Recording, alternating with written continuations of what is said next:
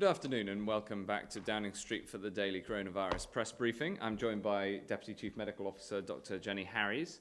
Dr Harries is going to set out our next steps for those people who have been shielding for the last 3 months. But just before we do that, I'd like to take you through the latest data. If we could have the first slide, please. This slide shows the number of tests that have been carried out, now over 8 million tests in total. And it also shows that for the first time since the peak, the number of cases confirmed, positive cases, is under 1,000 at 958. Next slide, please. The second slide shows the number of people in hospital. The top of the two shows the number of people admitted to hospital with COVID-19, which is 380. That's down from 432 a week ago. And the bottom chart, shows the number of ventilated patients, that is patients on a mechanical ventilator, and that number is 330, down from 395 a week earlier. So clearly the number of people going into hospital and the number of people in the most serious condition in hospital on ventilated beds, both coming down. Next slide, please. The regional picture is broadly the same across the country, and for the first time since the peak, there are fewer than 5,000 people in hospital with coronavirus. And if we go to the final slide, thank you. Thankfully, the number of people who have died from coronavirus each day is also coming down. The latest data show that yesterday 15 more deaths were reported. This is the lowest figure since mid-March, since the 15th of March. And each of these deaths is someone who is loved and someone who we mourn. And each death is one death too many. Nevertheless, the fact that we have a figure of reported deaths that is 15, much lower than any previous figure since the peak, is good news. However, it's a weekend figure, and we do see the number of deaths reported tend to rise after a weekend. Nevertheless, having set out all of those statistics, if you take into account the number of people in hospital, the number of people going into hospital, the number of people testing positive, and the number who sadly have died, all of those figures are coming down and pointing in the right direction. It shows that whilst there's still much to do, we are clearly making progress. We're working through our plan, and this data shows that that plan is working. We protected the NHS, and thanks to the patience and the sacrifice of everyone watching, infections are falling, the NHS is restoring, and the virus is in retreat. A month ago, around 1 in 400 people had the virus. Now it's around 1 in 1,700. And this means that tomorrow the Prime Minister will be able to set out the next steps in our plan to ease the national lockdown. But there's one group who've been more patient and given up more than almost any other, and that's the 2.2 million people who've been shielding in England. Wales, Scotland and Northern Ireland have their own shielding programmes, so what we say today is about England only. And since the start, the clinical advice has been to protect those who are clinically extremely vulnerable. Our shielding programme has delivered medicine, support and more than 3 million food boxes, and it's been integral to that plan. So just before turning to Dr Harries, I want to speak directly to those of you who have been shielding. Like so many, I have friends, I have family who've been shielding, and I know what a burden it has been. Shielding has involved not leaving your house for months, not seeing people who you love, not being able to go to the park for some fresh air or even pop to the shops for something that you need. The sacrifice, though, has been for a purpose, and I want to thank every single one of you. We knew it was a difficult ask, but these measures have been vital in saving lives. Right from the start, we've been clear that we didn't want the shielding advice to be in place any longer than is clinically necessary. I'm very, very grateful to the clinicians who've led this work and kept the clinical advice under review. So Dr. Harries will now set out the next steps in that clinical advice, and then I'll set out the practical support that we'll be maintaining. Jenny. Thank you, Secretary of State. I thought it might be helpful to say a few words on the clinical basis for the current shielding programme, what we're advising now and what we might see in the future.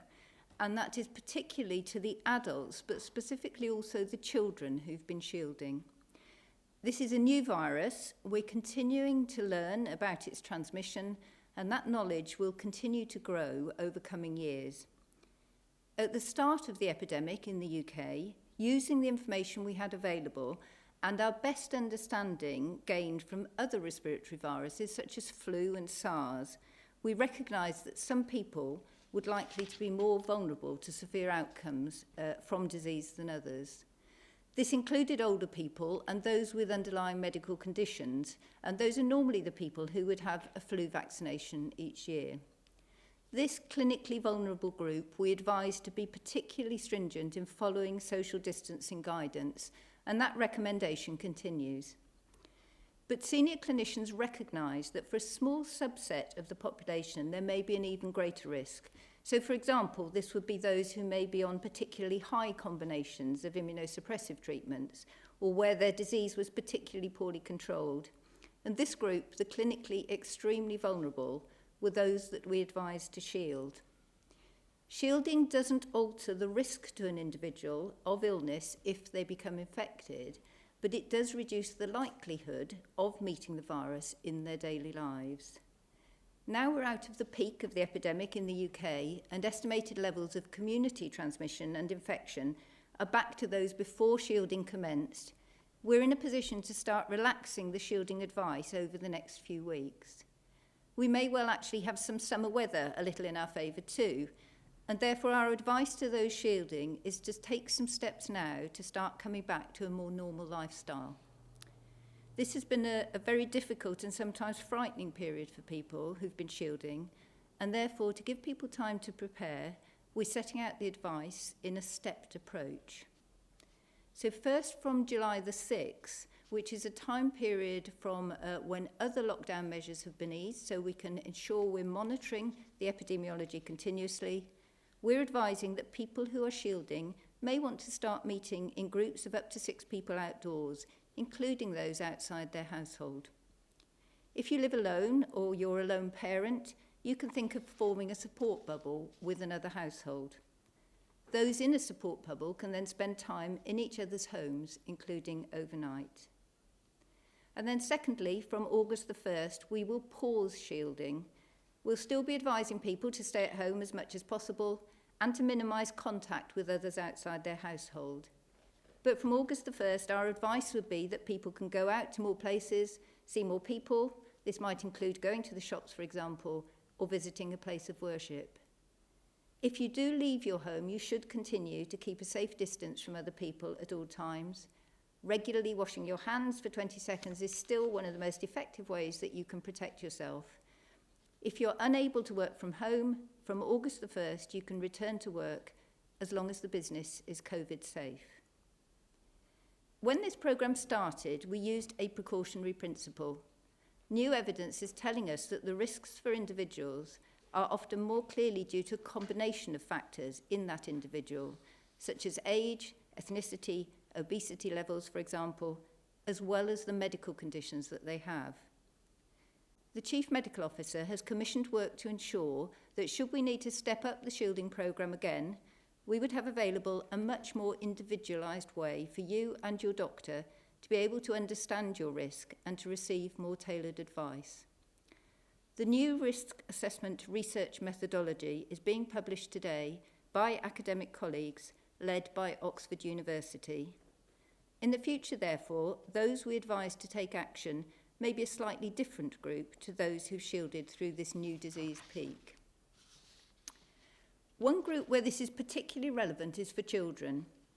As evidence has evolved, we've seen that admission to hospital for all children under 18 years old with COVID-19 is very low indeed. Only 36 children in the UK have been admitted to intensive care. Shielding guidance to date has covered a broad range of conditions and clinical vulnerabilities. We know that many parents have been worried about how they can protect their children, and they often carry a considerable burden themselves. Now we have new guidance developed by the Royal College of Paediatrics and Child Health, and this will help families understand who does and does not need to shield. Now we have more evidence, we can be much more specific about risk, and it's very likely that in the future, very few children will need to shield. The evidence the children's clinical experts have brought together strongly recommends that children and young people who are cared for just in primary care are very unlikely to need to continue to shield in the future.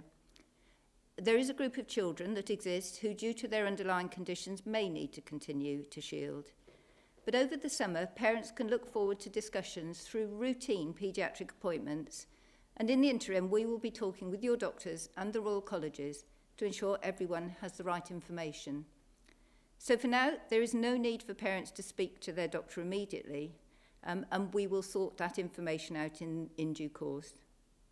For anybody with underlying clinical conditions, whether adult or child, looking forward and after shielding advice is paused, we would still continue to advise you to be careful. Keep your overall social interactions down as low as feels comfortable initially, whether at home or at work, and keep practicing good hand hygiene and good respiratory hygiene. And finally, I would just like to say a special thank you to clinical colleagues, particularly in primary care and specialists in hospitals, and all of their staff who've been working hard to support those shielding over the last 3 months. Thank you very much indeed. Now, if you'll allow me, I'll take one more minute just to set out the practical consequences of all this. And I'm sure the whole nation is grateful, Jenny, that your wisdom is guiding this work. And we're very grateful for you setting out the clinical advice so clearly. Over the next few weeks, we'll all have time to prepare for these changes. First, in the coming days, as I promised, I'll write to everybody on the shielding list with further details about what this means for you and what to expect. And we'll update our online guidance in line with these changes. I know that after 3 months of shielding, it might take a bit of time to adjust to the new guidelines.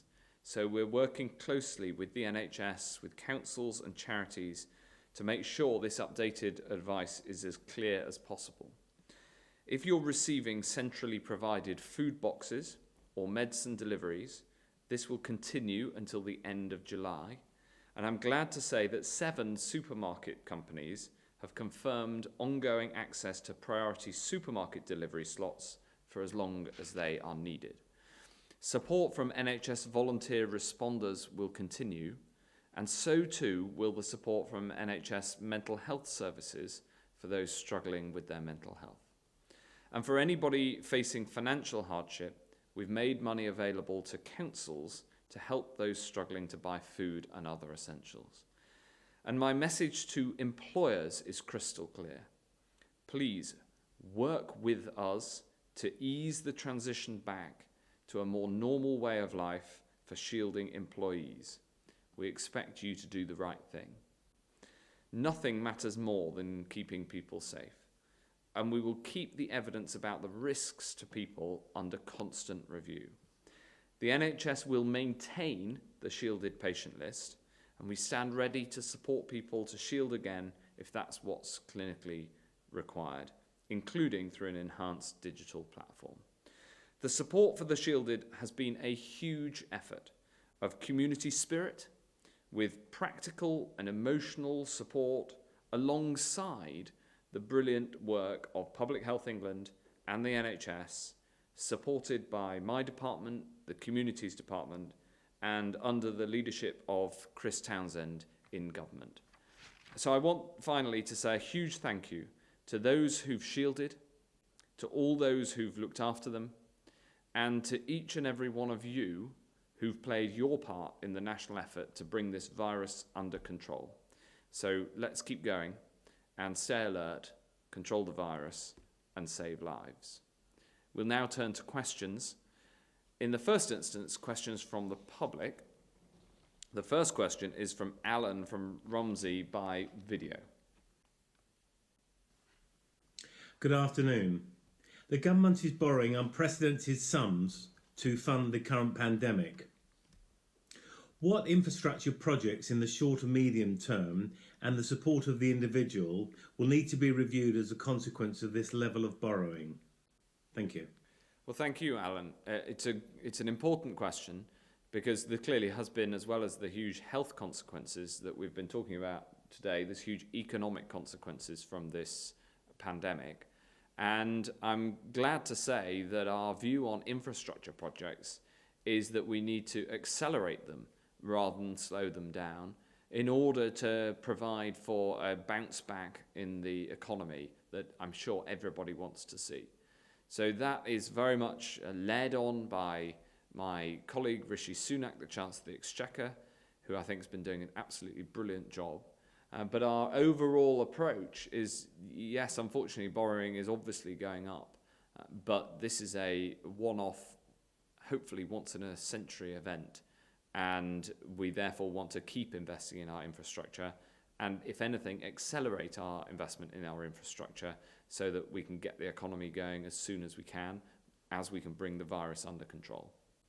The next question has been sent in written form from Mandy from Salisbury. Mandy asks, with Ryanair and EasyJet commencing flights or getting ready to commence flights on the 1st of July, can you clarify what work is being done to establish and formalise travel corridors?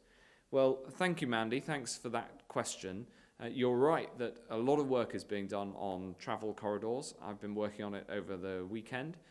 And we have a formal review date of the quarantine policy at the end of this month, on the 29th of June. And we'll make sure that in good time for that, we publish what we plan to do next in terms of where we think again, based on the epidemiological advice, where we think we're able to formalise travel corridors. I know that people are really looking forward to getting this information, but we've got to make sure that we get it right, and that work is going on right now. So I'm sorry I haven't been able directly to answer your question, other than to assure you that we're working on it very intensively. The next question is from Hugh Pym of the BBC, who joins us live. Hugh. Thank you very much, Secretary of State.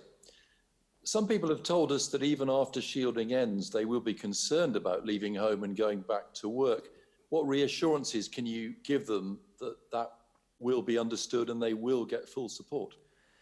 Thanks, Hugh. I think this is a really important question, and it's so important that employers work with us and, crucially, work with their employees to support them to get back to work in a COVID-secure environment. And it's critical that work is provided in a COVID-secure way for people who are shielding. But I'd also say that we've taken this step based on the clinical evidence and the clinical advice. Jenny? Yes, I think a couple of points there. Firstly, to absolutely acknowledge that people who've been shielding, many of them are quite frightened and anxious, understandably. Many have not been taking many steps outside, and I know that from speaking to GP colleagues, for example. The important thing here is that the shielding programme is not so much about the individual interaction with the disease, it's actually a population-based exercise. So we know, and we've seen from the slides today, that the infection in the community, those rates have come right down. So we can never be 100% sure. We all have a small residual risk, but I think, firstly, the epidemiology is right. Secondly, although we don't really understand the seasonal effect, it does look a little bit as though that may be helping disease at the moment. And I think thirdly, which might be the most important bit for those who are shielding, is that in fact all of the guidance for businesses in terms of mitigating risks, making sure that businesses are COVID safe, actually comes through, much of it over my desk individually and with Public Health England colleagues, and we scrutinise that to make sure that the steps that the businesses have to put in place are the ones which will maximise the safety of all their employees, but I think particularly important for those shielding. Thanks, Hugh. Just, can I add one more? You aren't going to end statutory sick pay for the shielded. Isn't that another source of potential worry if they really feel they can't go back to work? Well, again, Hugh, we've taken this decision based on clinical advice of the safety of being able to go back to work when the shielding programme is paused. We've extended it until the end of July, and then it'll be paused. And I use the word paused very deliberately because the list will continue, and should the clinical advice be that we need to bring it back in, then that's what we'll do. And of course, we want to support people to get their lives back to as close as normal as possible, especially for those who've been shielding, for whom the advice has had such a very big impact on their lives. Thanks very much indeed. The next question is from Emily Morgan from ITV. Hi, Emily.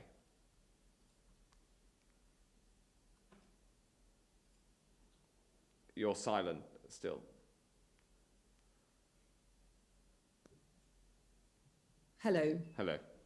Hi. I'm just picking up on what Hugh Pym was asking. It appears that you're going to be relying on the goodwill of employers to help support shielders, but what measures are you actually going to put in place to legally protect those who don't feel safe going back to work and whose employers perhaps can't keep them on or who simply aren't supportive of those shielders? Well, of course, the legal framework for people at work continues and exists and has been in place all the way through this crisis. And we wouldn't take this step to say that after the extension that it is safe to pause the shielding advice unless that was what the clinicians advised. So Dr. Harries has been leading on that advice and taking all of the risks into account. Jenny. Yes, I probably just wanted to add something just from, it won't apply to everybody, but I think there is quite a difficult balance here because for many people who have been out of normal societal circulation, if you like, actually having a job, going to work and doing something purposeful is really important for your ongoing health and your economic and mental health as well.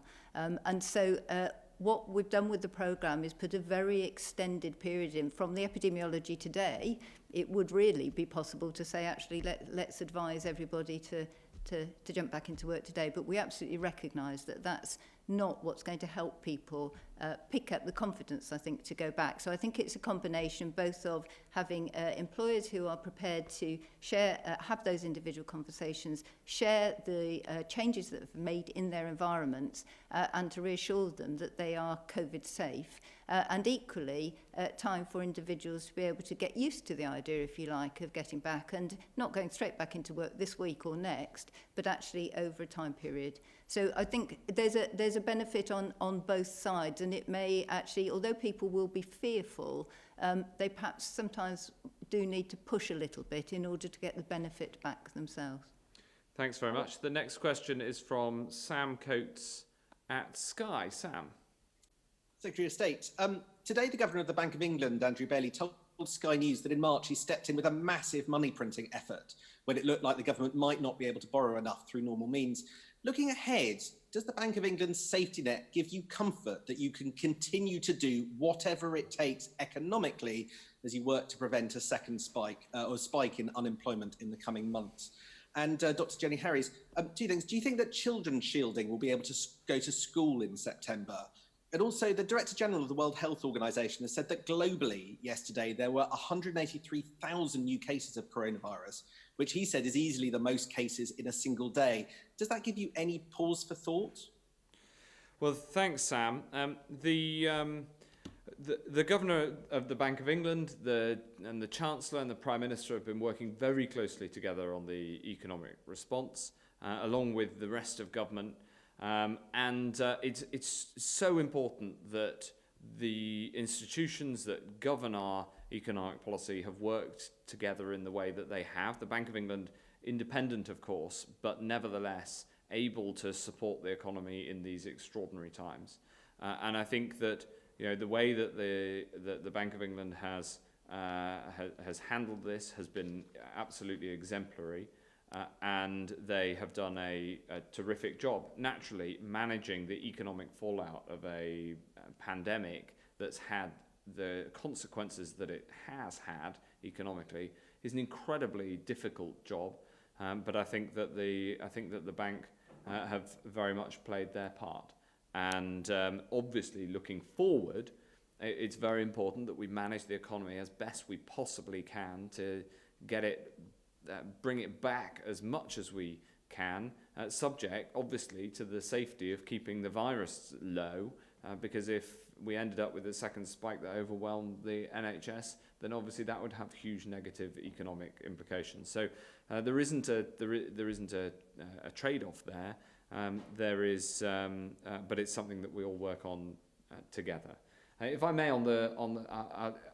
if I tie, I'm also going to have a go at your third question, but because it ties in with what Mandy from Salisbury asked as well, which is that, of course, we look with the clinical advisors, we look at what's happening around the world, and this shows why it is important that we have a quarantine process in place, because there are some parts of the world where, unfortunately, this virus is really shooting up.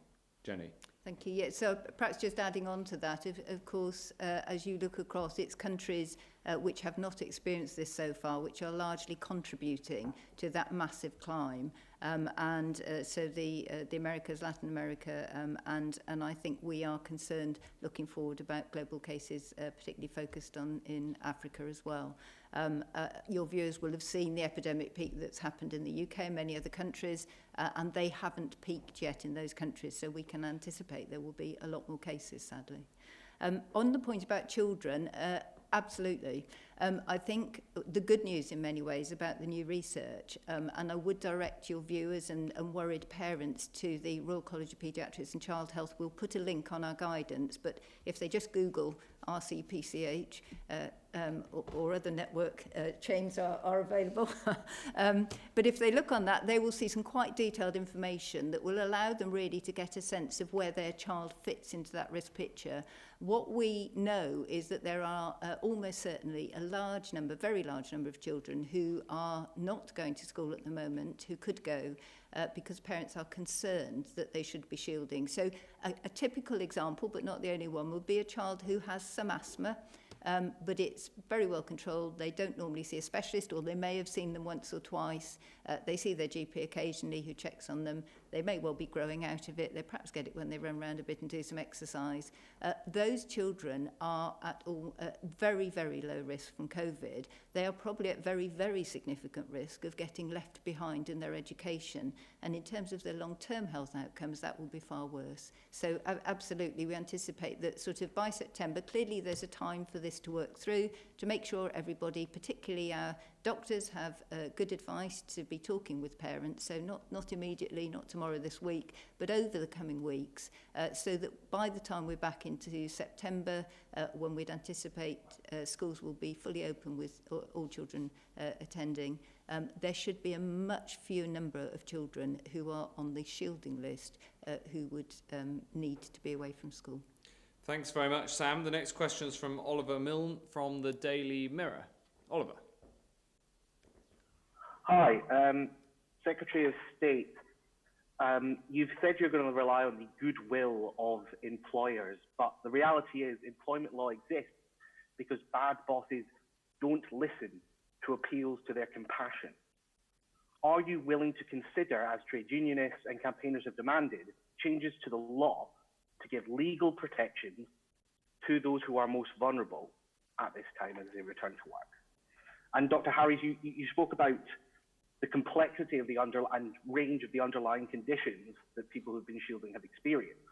But this advice is being lifted all at once for all of them.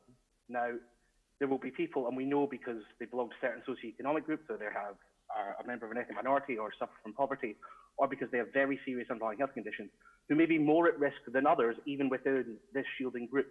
What advice do you have for them? And if they're concerned, should they speak to their GP? Thanks very much, Oliver. Precisely to the point in your question, there are those legal protections in law, absolutely. And we've been advising people to shield, But because the clinical advice is that it is safe to change that advice from the 1st of August, having extended it for a month, for this month coming, then we're bringing forward the changes because the clinical advice is that it's now safe for people to go back to work. And of course, employers need to follow COVID secure guidelines as has been set out in government guidance. On the second question, I'll hand over to Jenny. Yes, thank you. So first important question is, do not all go off to your GPs tomorrow morning, because that probably won't help the GPs or you. But in fact, it shouldn't be necessary. Firstly, as we've said earlier, the guidance is being stepped ahead, if you like, so people have plenty of time to think through. We can discuss with, which we have done already, but have continued discussions with colleagues in the Royal College of General Practice, for example, and in paediatrics and child health, and that their members can then have those very solid discussions with people who are shielding. But it goes back a little bit to why the shielding programme came in. So it is not, we recognise a group of people with risk, and they will have slightly different risks. But actually, it is the epidemiology which is driving the programme. It's whether you are likely to meet, if you like, the virus when you head out. And we can never say absolutely 100% none of us will meet this virus at the moment. That's not possible. But we can say the levels are now so low. So as the Secretary of State said, the data last week before last, was on average in our communities, you would have to meet 1,700 people before you came across a case of infection. So it's trying, I think, to get that perspective and proportionality into people's understanding. And so the issue here is the epidemiology changes, so it's whether you meet the disease or not. For individuals, they will have a different risk if they meet it, but it's not actually, I think everybody quite reasonably is seeing it from their own disease perspective, where what we're saying is the epidemiology has changed. I think the bit that will help people going forward, we're coming up, we hope, to a sustained period of very low infection. I'm actually more concerned, I think, about if we get to the winter and we have cold weather and everybody hasn't continued to socially distance and keep on top of this. But what we will have, which will help employment discussions then, is hopefully this new assessment, a new tool, if you like, to support discussions. And what that will do is give that very individualised discussion with your GP or with your specialist, which will account both for the underlying conditions and some of the other attributes. You know, if for example, you are from a Southeast Asian background and are a young footballer, for example, your risk would be very, very low indeed. But if you are elderly, if you have other conditions, obesity, diabetes, or what have you, age is actually one of the biggest variables. But all of these things need to be factored together for your own individual assessment. So I think now is as safe as it's likely to be for a while. When it gets back to the winter, I think we're going to have a different tool, and that will help both the individual and the employers. Thanks very much, Oliver. Just one other quick one, if it's possible. Sure, go ahead. You mentioned about the retooling, essentially, this shielding list. Does that mean that you're developing the capabilities to instigate regional shielding lockdowns, for example? If epidemiological outbreaks were to break out, if contagion was more likely in a town in the northeast, for example, could shielding be issued there on a localised level using this new tool set that you're developing? We will have the ability to do that, and we'd consider that as part of a local lockdown if that was what was clinically advised. Thanks very much. The next question is from Andy Woodcock of The Independent. Andy. Hello, Health Secretary. You've announced some changes to the lockdown restrictions today, and tomorrow we're expecting further changes to lockdown restrictions. There's been a lot of hints that we're going to see the 2-metre social distancing rule dropped to 1. We're going to have hospitality reopening at the start of July. And yet the Independence Age group, led by the Prime Minister's former Chief Scientific Advisor, David King, says that it's much too soon to do this and the rate of infection is still far too high.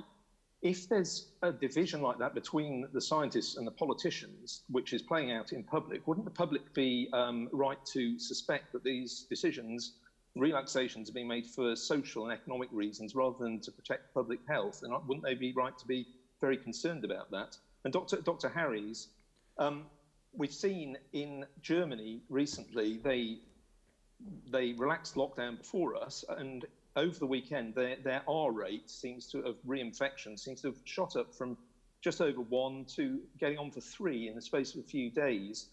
Our own R rate, according to what we can see, is only just below 1. How concerned are you that we're going to follow Germany down that route? And what sort of consensus do you think there is amongst the scientific and medical community that now is the time for this sort of relaxation? I mean, within SAGE, is it a consensus, or is it half and half, or just a bare majority? Well, thanks, Andy. As you know, we've been guided by the science throughout this, and taking the advice of the scientists has been a critical part of working on the next stages in the plan. But as you can see from the chart, I don't know if you were with us at the start of the press conference, but at the start of the press conference, we could see that the number of new cases is coming down and the number of hospitalizations is coming right down. And you know, based on that data and on the clinical advice, that's what's been feeding into the decisions that the Prime Minister will be announcing tomorrow. And science always has competing voices, but we try to listen to all of the different scientific advice rather than just one individual. Jenny. Yeah, so I'll perhaps pick up the Germany issue first. I think it's an important salient point to make to viewers and for all of us, that even where lockdown measures are being eased, we do all still need to follow social distancing rules, to keep washing our hands, keep catch it, bin it, kill it for respiratory hygiene. So all of those things still apply. So I think there is a critical point here that says just because life is feeling a bit more back to normal, don't suddenly jump to where you were, for example, this time last year. We need to learn to go forward with restrictions in our lives in order to get the maximum benefit from some of this easing. I think with Germany, I mean, what that shows is anything is possible, but I think we have built into the system in the UK to be able now through the Joint Biosecurity Centre and the data flows to be very clear where we may see hotspots, whether it be from an organisation or in a community, for example. And through the test and trace, working with directors of public health in local authorities, that means it's possible to identify them very early and not allow that to come through. But going on to your scientific point, I think, well, there's a very scientific technical point about the R value, because actually as numbers go down, it becomes a less reliable mechanism for counting. That's to do with low numbers of cases. So that is one issue. But I think we will be looking at both the growth rate of the virus in the UK of the disease and the R rate. The SAGE that gives advice to government, and it is advice and it's the politicians who decide on the measures that they wish to take on a balance. So the advice that is given is already coming from a consensus of scientists. They give the advice and the politicians act on that advice. It is the consensus around that, and consensus as of last week was that R remains between 0.7 and 0.9. Thanks very much. The final question is from Chris Lloyd from the Northern Echo. Chris. Hello. Thank you for having me. The North East still has some of the highest numbers of coronavirus cases. ONS statistics for May show 3 of the 10 constituencies with the most deaths per 100,000 were up here: Blythe Valley, Bishop Auckland and North West Durham. All 3, incidentally, being seats which elected Conservative MPs for the first time in December.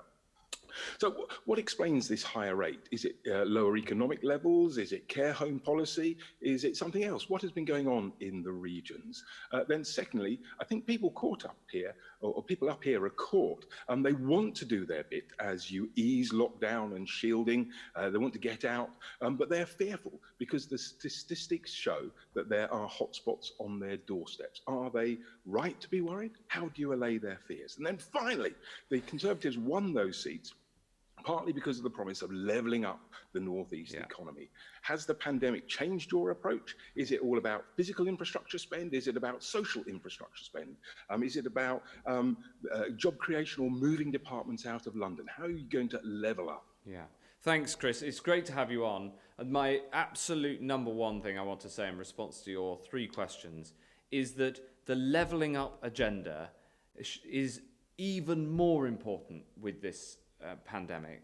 We've seen with the, including some of the statistics that you show, the importance of making sure there is a more even distribution of opportunity, of health and of wealth across this country, and that's what the levelling up agenda is all about.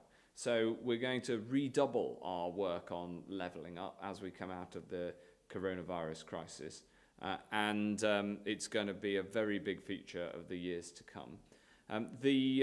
I'll pass to Jenny on the scientific questions, but the final point I'd make is that the people of the North East have made sacrifices in an unbelievable way to ensure that we get this virus under control. The virus is under control in the North East as well as across the rest of the country. R is below 1, the number of cases is falling. The NHS in the North East has done an amazing job, right from having the very first case back in February, when it feels like an age ago, all the way through. And social care providers have done their part too. Of course, we need to look into why there was a difference in the numbers of cases and the number of deaths in different parts of the country. But all I can say is that I know that the people of the North East have played their part. Jenny. Yes, thank you. So it reflects in many ways a sad truth, I think, about infectious disease, not just in the UK, but right across the world, where less affluent populations will be worse hit, and you've already alluded to that, and the opportunities there for the Levelling Up programme. I think to say whether people should be anxious, I would rather they were careful and concerned. It won't help if people are too frightened to go out, but actually if they are practicing all the social distancing measures themselves and still continuing to have social interactions, but limit the ones that are to just the ones that make them feel comfortable. So not exceeding that, not heading off to parties, not doing those ones which are more dangerous. Keep to the social distancing guidelines that we have now. They are there to keep people safe and to keep areas safe as well. So I think be careful and be cautious, but don't be too anxious. Thanks very much, and thanks everybody for the questions. That ends today's coronavirus press briefing. Thank you.